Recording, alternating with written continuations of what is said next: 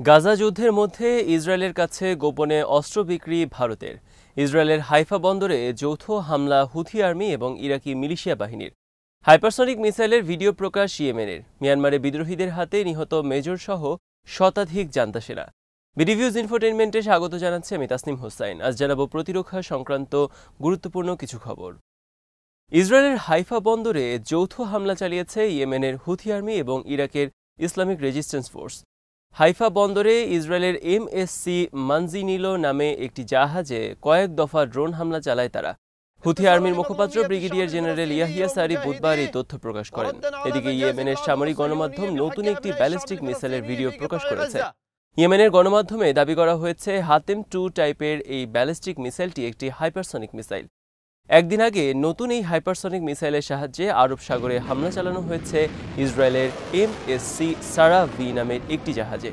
মিসাইলটি উৎক্ষেপণের ভিডিও প্রকাশ করেছে ইয়েমেনের গণমাধ্যম।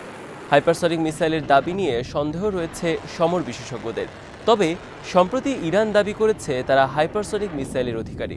ইয়েমেনের হুথি আর্মির মূল পৃষ্ঠপোষক ইরান। ফলে ইয়েমেনের বিদ্রোহীদের হাতে এই মিসাইলের দাবি নিয়ে সংশয় সৃষ্টি হয়েছে। অনেকেই ধারণা করছেন ইরান হয়তো হুথিদের এই মিসাইল দিয়ে থাকতে পারে। এদিকে ভূমধ্যসাগর পর্যন্ত হুথি আর্মি এবং ইরাকি বিদ্রোহীদের যৌথ অপারেশনের ফলে অকার্যকর হয়ে পড়েছে ইয়েমেনের ঘিরে গুরুত্বপূর্ণ সমুদ্র বাণিজ্য। ভেঙে পড়েছে যুক্তরাষ্ট্রের নেতৃত্বে পশ্চিমাদের নিরাপত্তা ব্যবস্থা। গাজা যুদ্ধের মধ্যে ইসরায়েলের কাছে গোপনে অস্ত্র বিক্রি করেছে ভারত।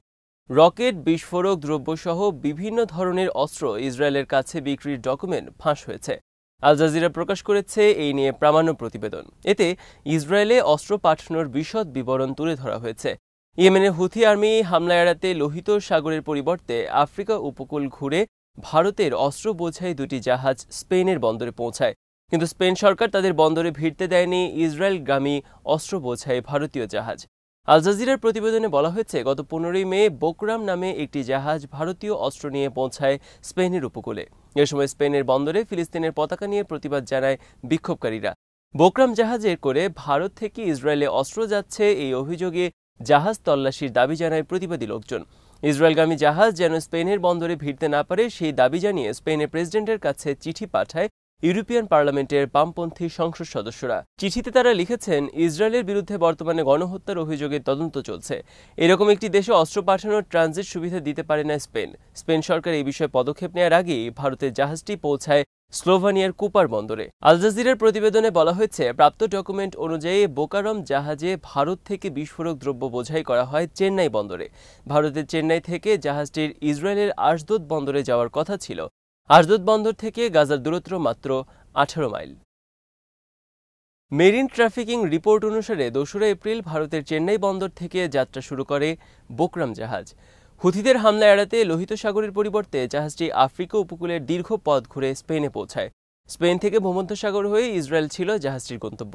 জাহাজটিতে ছিল 32 টন ওজনের রকেট ও রকেট ইঞ্জিন, 2200 টন কামানের গোলা এবং বিস্ফোরক দ্রব্য। বোকরাম জাহাজে করে ইসরায়েলে অস্ত্র নেয়া সংক্রান্ত একটি ডকুমেন্ট জাহাজের সব স্টাফ, কনসালটেন্ট এবং অন্যান্যদের প্রতি কঠোর নির্দেশনা বিষয়ে একটি ডকুমেন্টও হাতে পেয়েছে আল জাজিরা। তাতে লেখা রয়েছে, ধরা পড়লে কোনো অবস্থাতেই ইসরায়েল বা ইসরায়েলের যে অস্ত্র কোম্পানি অস্ত্র নেয়ার কাজ করছে তাদের নাম বলা যাবে না। স্পেনের এল পিয়াস পত্রিকার খবরে বলা হয়েছে, ভারতের চেন্নাই থেকে দ্বিতীয় আরেকটি জাহাজ 21 মে স্পেনে আসে আফ্রিকা ঘুরে। মারিয়ানা দানিকা নামক জাহাজটিতে ছিল 27 টন বিস্ফোরক দ্রব্য।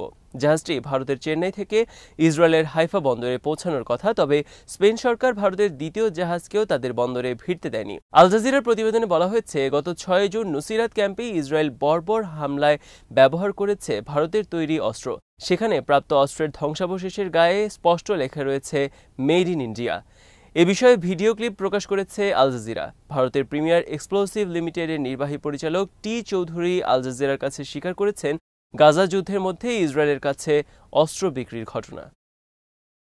আল জাজিরার প্রতিবেদনে বলা হয়েছে, ভারতের আদানি গ্রুপ ইসরায়েলের এলবিট সিস্টেমের সাথে যৌথভাবে ড্রোন নির্মাণ কারখানা স্থাপন করেছে হায়দ্রাবাদে। ভারতে যৌথভাবে নির্মিত হচ্ছে ইসরায়েলের হারমেস 900 ড্রোন এবং সম্প্রতি ইসরায়েলের জন্য হায়দ্রাবাদে নির্মাণ করা হয়েছে হারমেস 900 ড্রোন। তবে এসব ড্রোন ইসরায়েলে পাঠানোর বিষয়ে কোনো তথ্য প্রকাশ করেনি ভারত। স্পেন সম্প্রতি রাষ্ট্র হিসেবে স্বীকৃতি দিয়েছে ফিলিস্তিনকে। স্পেনের মানুষ দীর্ঘদিন ধরে প্রতিবাদ করে আসছে গাজায় ইসরায়েলের বর্বরতার বিরুদ্ধে। গাজা যুদ্ধের মধ্যে ইসরায়েলের কাছে গোপনে অস্ত্র বিক্রির ঘটনার মধ্যে দিয়ে ফিলিস্তিন নিয়ে ভারতের দ্বিমুখী নীতি এবং ভণ্ডামির মুখোশ সামনে আসলো। ভারতের প্রধানমন্ত্রী, পররাষ্ট্রমন্ত্রী, জাতিসংঘে নিযুক্ত রাষ্ট্রদূত প্রকাশ্যে বলে আসছেন, যুদ্ধ নয়, আলোচনার মাধ্যমে গাজা যুদ্ধের সমাধান চায় তারা। এটি ভারতের প্রকাশ্য নীতি। তারা নিজেদেরকে শান্তির পক্ষে বলে দাবি করছে, অপরদিকে গোপনে ইসরায়েলকে অস্ত্র দিচ্ছে ফিলিস্তিনের সাধারণ জনগণকে হত্যা করার জন্য। গাজা যুদ্ধের শুরুতে ভিন্নধর্মী অনেক বিশ্লেষক বলেছেন, ইসরায়েল থেকে শিক্ষা নিয়ে ভারত কাশ্মীরেও প্রয়োগ করবে একই নীতি। ইসরায়েলের মতো দেশটি পরোয়া করবে না আন্তর্জাতিক সম্প্রদায়ের কোনো সমালোচনা। ইসরায়েল রাষ্ট্র গঠনের 2 বছরের মাথায় ভারত ইসরায়েলকে স্বীকৃতি দেয় 1950 সালে। অপরদিকে ভারত 1974 সালে ফিলিস্তিনের PLO-কে এবং 1988 সালে ফিলিস্তিনকে স্বাধীন রাষ্ট্র হিসেবে স্বীকৃতি দেয়। কিন্তু দীর্ঘদিন ধরে ভারত ইসরায়েলের সাথে গড়ে তোলে গভীর প্রতিরক্ষা সম্পর্ক। মিয়ানমারের বিদ্রোহী তাং ন্যাশনাল লিবারেশন আর্মি শান রাজ্যের উত্তরে দখল করেছে গুরুত্বপূর্ণ একটি শহর এবং কয়েকটি সামরিক ঘাঁটি। শান রাজ্যের নংখিও শহর এবং শান রাজ্যের উত্তর কিয়াওকমি শহরে বেশ কয়েকটি ঘাঁটি দখল করেছে তারা। এসব ঘাঁটি এবং শহর দখলের যুদ্ধে নিহত হয়েছে অনেক জান্তা সেনা। তাং আর্মির হাতে গ্রেফতার হয়েছে শতাধিক সেনা। গ্রেফতারকৃত সেনা এবং উদ্ধার করা অস্ত্রের ভিডিও প্রকাশ করেছে তাং আর্মি। এদিকে বুধবার ইরাবতীর খবরে বলা হয়েছে, মান্দালয় রাজ্যে বিদ্রোহীদের সাথে যুদ্ধে নিহত হয়েছে একজন মেজর সহ 40 জনের বেশি সেনা। 2রা জুন থেকে 26 জুন পর্যন্ত যুদ্ধে নিহত হয়েছেন এসব সেনা। একই সময় বিদ্রোহীদের হাতে গ্রেফতার হয়েছে মিয়ানমার আর্মির একজন মেজর সহ শতাধিক সেনা। ইরাবতী অনলাইনে প্রকাশিত একটি ভিডিওতে দেখা গেছে বিদ্রোহীদের হাতে নিহত মিয়ানমার আর্মির কয়েক ডজন সেনার লাশ। অপরদিকে আরাকান রাজ্যের বিভিন্ন এলাকায় আরাকান আর্মি দমনের নামে নির্বিচারে বিমান হামলা পরিচালনা করছে মিয়ানমার আর্মি। এতে নিহত হচ্ছে অনেক বেসামরিক নাগরিক। আজ এখানেই শেষ করছি। সমরাস্ত্র, প্রতিরক্ষা এবং কূটনীতির নানা তথ্য জানতে চোখ রাখুন বিডিভিউজ ইনফোটেইনমেন্টে। চ্যানেলটি ভালো লাগলে সাবস্ক্রাইব করুন, সংযুক্ত থাকুন আমাদের ফেসবুক পেজে। আল্লাহ হাফেজ।